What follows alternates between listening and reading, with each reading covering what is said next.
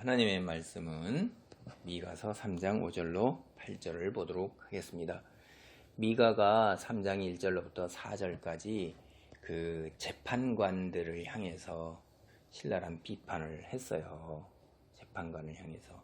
근데 그들이 그렇게 자기 입속을 위해서 재판을 어그러지게 하는 거예요. 근데 그들이 그렇게 온갖 횡포를 저지르고 후환을 두려워하지 않는다. 그거 하나님 심판을 두려워하지 않는다 하는 데는 이스라엘 종교에서 중요한 위치에 있는 사람이 누구냐면 선지자예요. 선지자가 하나님께서 보내진 자로서 이제 하나님을 대변하는 자예요. 그래서 이게 하나님의 말씀을 갖다가 제대로 선포해야 되는 거예요. 그래야지만 어떻게 해요? 하나님의 백성들이 방향을 바르게 설정을 하고 하나님 말씀을 바르게 깨닫는다 이 말이에요. 자기들이 잘못한 것이 있었을 때 그것을 하나님께서 선지자를 보내서 지적을 해서 그들은 속된 말로 목에 칼이 들어와도 바른 이야기를 해야 된다 이 말이에요. 그런데 그들이 그렇게 하지를 않는 거예요. 개인적인 이게 돈이에요. 돈.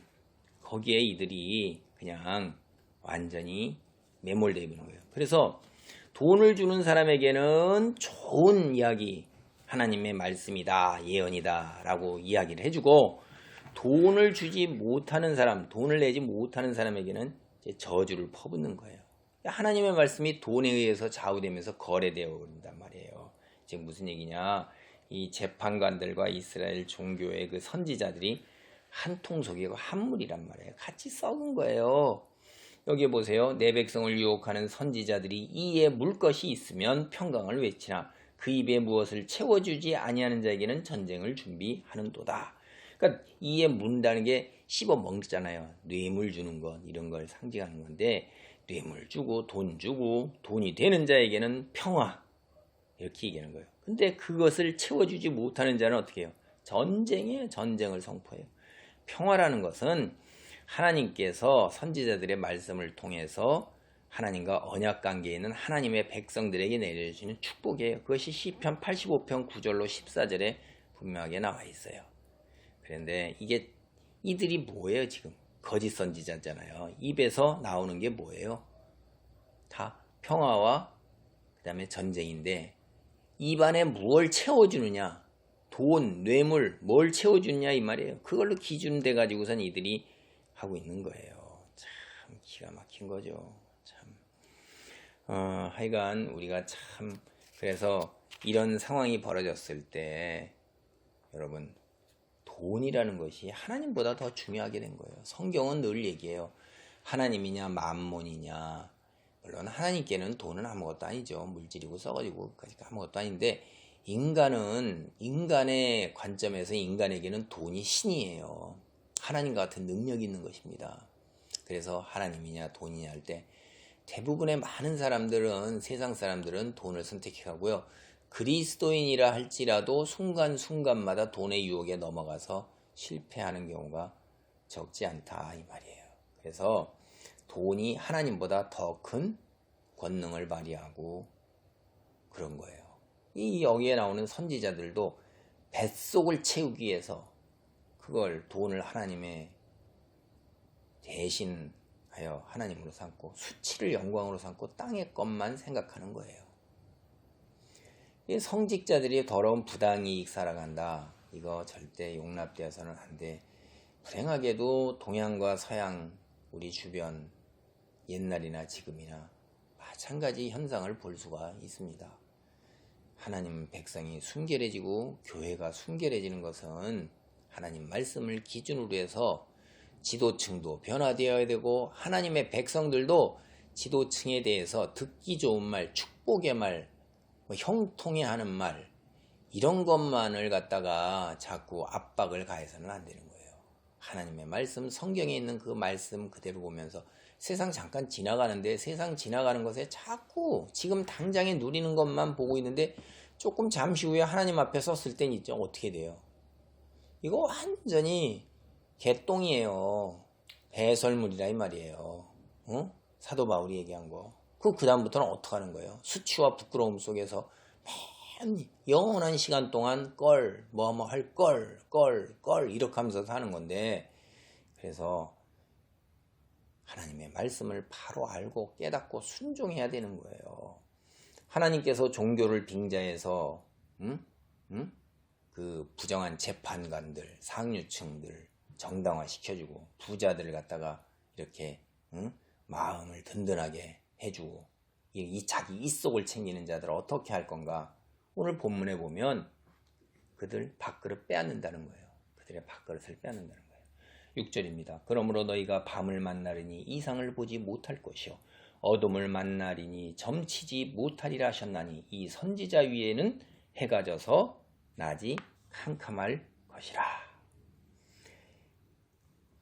7절입니다. 선견자가 부끄러워하여 술객이 수치를 당하여 다 입술을 가릴 것은 하나님이 응답하지 아니하시함 이거니와. 그들이 밥그릇 빼앗는다는 게 끝났다, 저물었다, 이제 환상을 못 볼 것이다, 예언하지 못할 것이다, 부끄러워할 것이다, 수치를 당할 것이다, 응답하지 않으실 것이다, 고개를 들지 못할 것이다.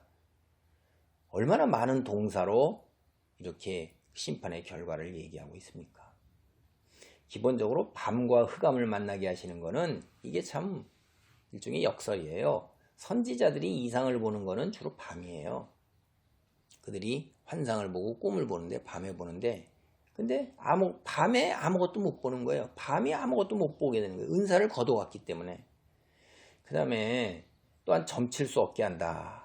이게 환상을 통해서 이제 하나님 뜻을 분별하는 게 이스라엘 선지자들이 사용하는 방법인데, 점치는 거는 성경이 모세 때부터 금하는 거잖아요. 근데 이스라엘 선지자들 사이에 어느새 점치는 이방 풍습이 들어와 있는 거예요.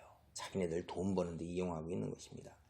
여러분, 옛날 이 고대 근동에서는 점치는 방법이 이제 별 보고 점치는 건 가장 흔한 방법이고, 활 흔들고 내리쳐 보기도 하고 드라빔에게 묻고 짐승을 잡아 간도 보고 새를 날려보내보기도 하고 뭐 출생 모습을 보고 뭐 별 온갖 거를 다 해가지고선 그 해석을 해서 사람을 홀렸던 거예요. 하나님 인정하신 정당한 방법뿐만 아니라 정당하지 않은 방법도 그들한테는 다 날아가 버리고 아무것도 못하게 된다는 거예요. 결국 그래서 사람들 앞에서 수치를 당한다는 거예요. 이 입술을 가린다는 건 얼굴의 반을 가린다는 건데 부정함의 징표예요. 레위기 13장 45절에 보면 부정한 자는 가리게 돼 있어요. 이게 이제 에스겔에 보면 또 이거는 슬픔의 표현이에요. 그런데 오늘 이 본문에서는 수치를 상징하는 걸로 사용되고 있습니다. 그들이 사람들 앞에서 누리던 모든 특권, 위치, 명예 이런 거 다 날아가 버리고 상실되는 거예요. 그리고 하나님께 아무리 매달리고 울고불고 기도를 해도 하나님께서 냉랭하게 응답하지 않으십니다. 침묵이라는 거예요. 무서운 심판 중에 하나예요. 하나님께서 우리 기도할 때 응답받기 쉽지 않죠. 그럴 때 우리의 믿음이 어떻습니까? 쉽지 않잖아요. 그래도 인내로 나가는 건데 그래도 우리는 그 속에서 하나님의 말씀에 위로를 얻어요. 이들은 전혀예요. 그래서 이제 하나님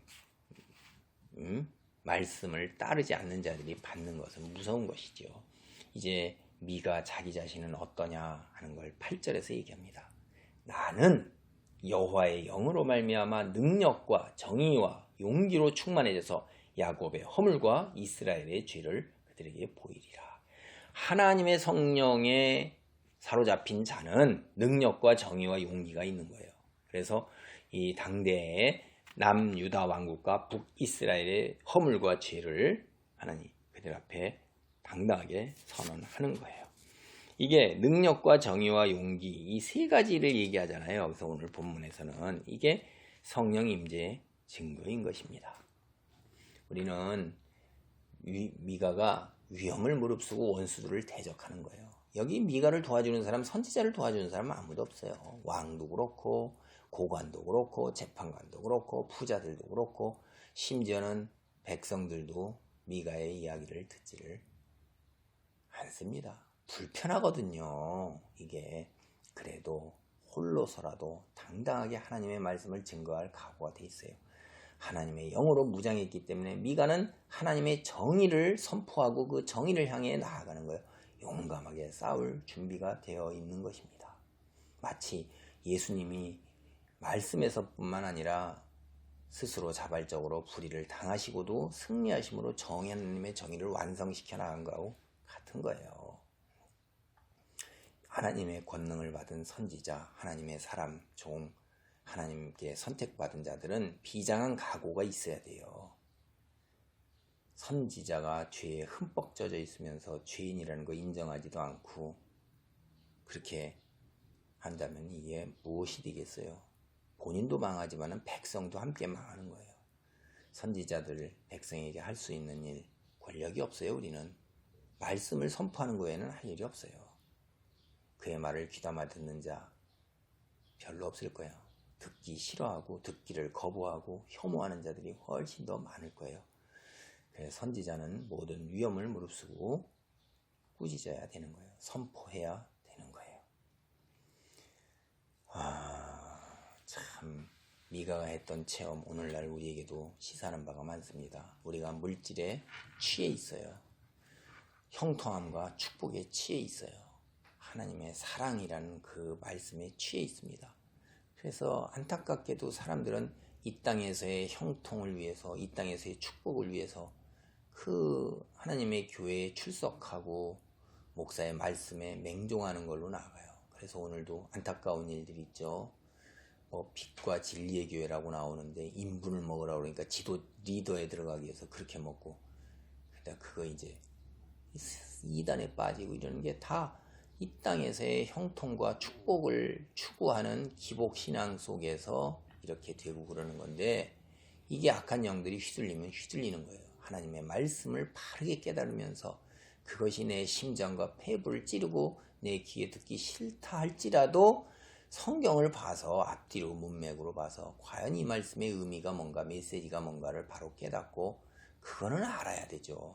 그것도 모르고 그저 무지하게 하나님의 말씀을 외면하면서 그저 형통과 축복과 사랑과 은혜만 이렇게 외치는 그런 거짓 선지자들을 따라가면 하나님의 무서운 진노의 심판에 뒤에 가서는 낙담과 절망 속에서 절규하게 됩니다. 하나님 말씀 바르게 깨닫고 그리스도인으로서 당당하게 거짓에 맞서는 용기 있는 자가 되기를 바랍니다. 아멘.